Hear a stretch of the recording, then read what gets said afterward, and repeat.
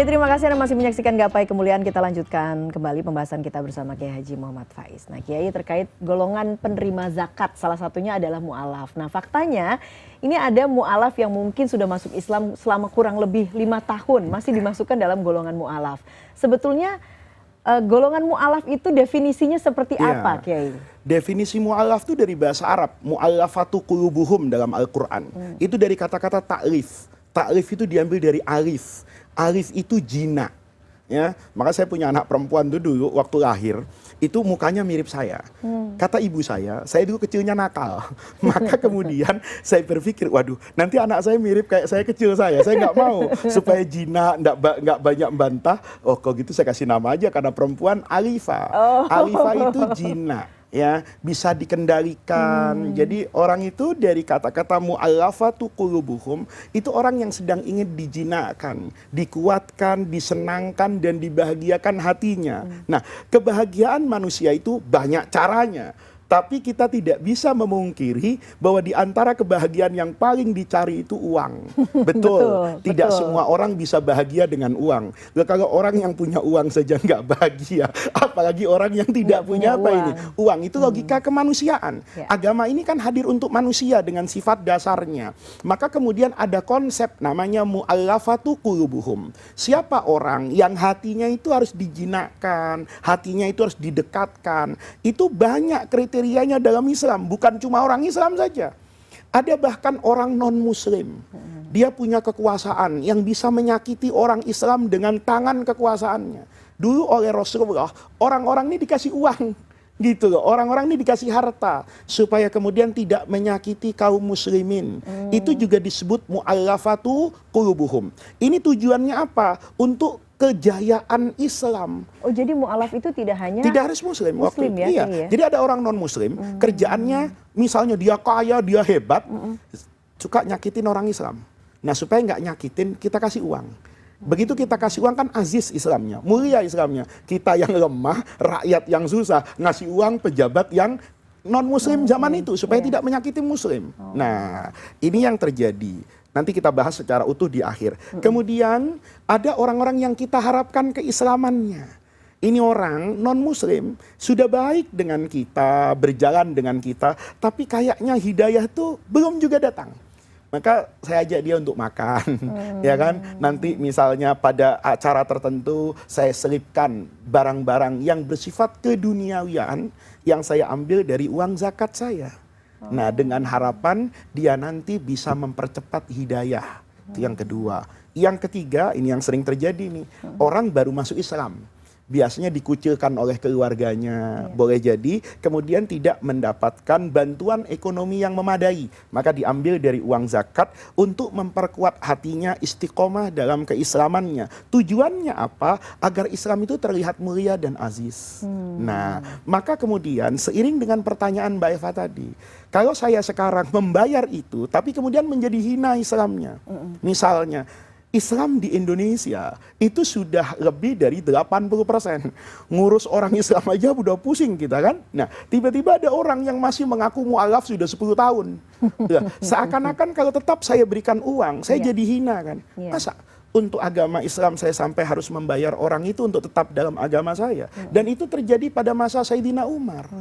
Kata Sayyidina Umar, ada orang datang minta zakat. Karena dulu dikasih sama Nabi. Karena dulu dikasih sama Sayyidina Umar, Sayyidina Abu Bakar. Dan juga dikasih sama Sayyidina Umar pada masa awal pemerintahannya.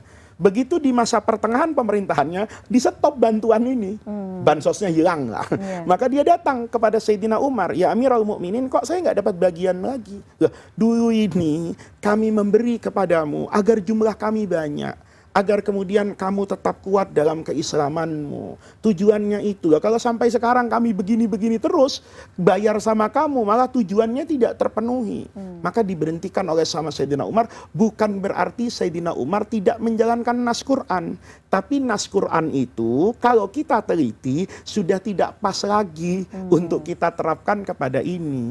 Di kita misalnya, sudah ada konstitusi yang menjamin hak dan kewajiban masing-masing warga negara Indonesia terkait dengan keyakinan dan agamanya. Maka saya tidak perlu lagi berbagi itu. Nah, kalau sudah seperti itu, maka bagian dari mu'allafah itu tidak lagi berlaku.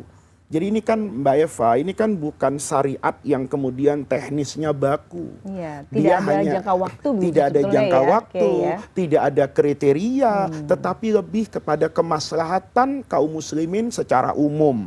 Jadi kalau dulu bisa dibayangkan kan, begitu dia keluar dari agama Quraisynya, keluar dari agama jahiliyah Mekahnya, ikut Rasulullah, itu kan kemudian hilang segala-galanya. Iya. Maka untuk membantu dia tetap kuat dalam agamanya, sama Nabi dikasih bagian dari zakat. Nah, kalau sekarang boleh jadi substansi yang ingin kita capai itu kan sudah tidak ada di sana, gitu loh. Orang sudah bisa mendapatkan kebenaran agama. Orang di negara Pancasila ini mendapatkan perlindungan kebebasan kepada keyakinan dan apa yang dia peluk. Sehingga kalau ada orang Islam misalnya, kemudian diintimidasi, yang mengintimidasi kan bisa kita perkarakan secara hukum. Jadi tidak perlu lagi kemudian ada konsep seperti itu. Tetapi kalau dalam kasus tertentu, dia mu'alaf misalnya, kemudian dia kehilangan pekerjaan.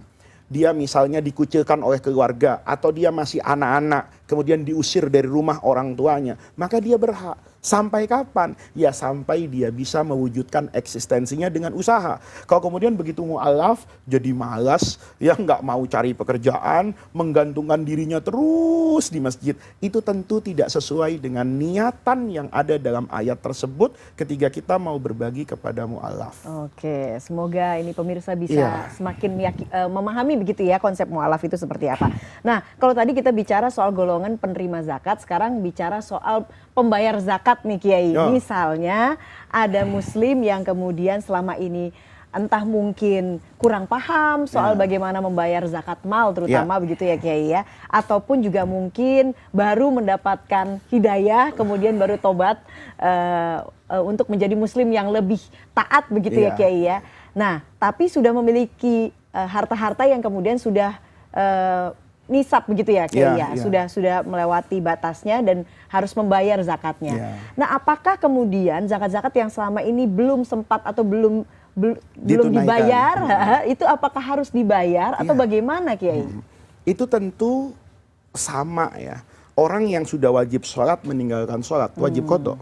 Orang yang sudah wajib puasa tidak berpuasa, itu kan juga wajib kodok. Nah, orang yang sudah wajib zakat tidak zakat, itu wajib kodok. Tinggal cara kodoknya. Ini kan sama, agama tuh bijaksana loh. Ada orang yang meninggalkan sholat dalam rentang waktu yang sangat panjang.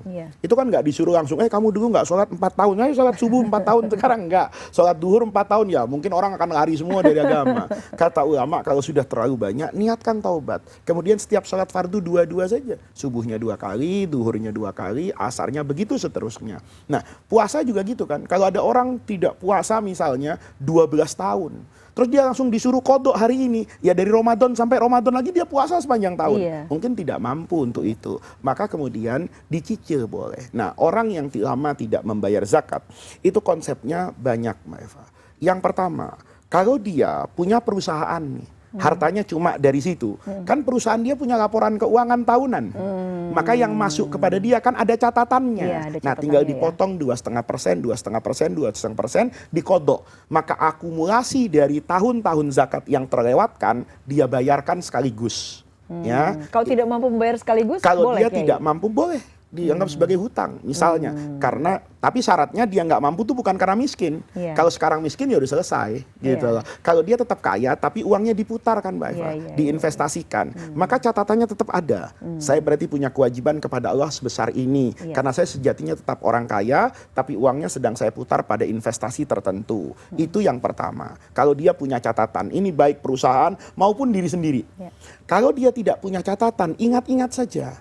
Kira-kira dalam 10 tahun ini, pernah nggak dalam 1 tahun tuh harta saya melebihi nisab?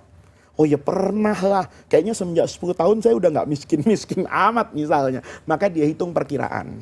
Kira-kira dalam 1 tahun akumulasinya berapa sih? Kalau Mbak Eva misalnya gaji dulu sebagai penyiar dan wartawan, itu berapa sih dalam 1 tahun penghasilannya? Kemudian dirasakan lebih dari misalnya yang paling umum digunakan 85 gram emas. Kalau emas 1 juta berarti 85 juta. 85 Pernah juta, nggak ya. dalam 1 tahun dari awal tanggal 1 sampai kemudian akhir tahun itu pegang uang 100 juta misalnya.